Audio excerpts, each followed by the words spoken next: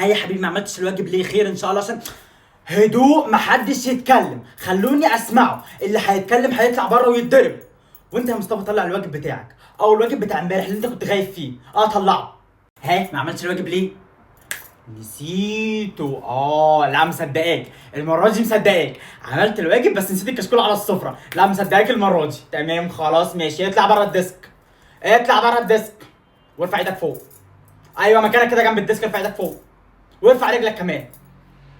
ماليش دعوه، مش مشكلتي هتقف ازاي، ارفع رجلك كمان فوق. خليك واقف كده طول الحصه بقى عشان تنسى الواجب كويس.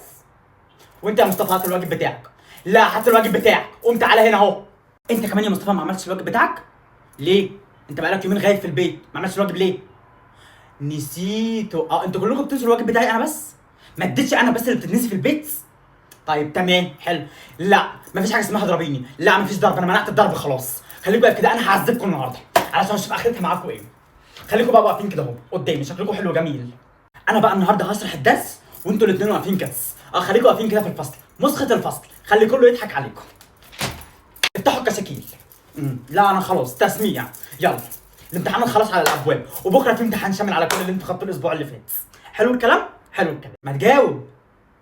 هو ايه اللي هي اجابه السؤال كده؟ هتقوق لي؟ هتخش الامتحان تقول له كده خلاص هديك الدرجه؟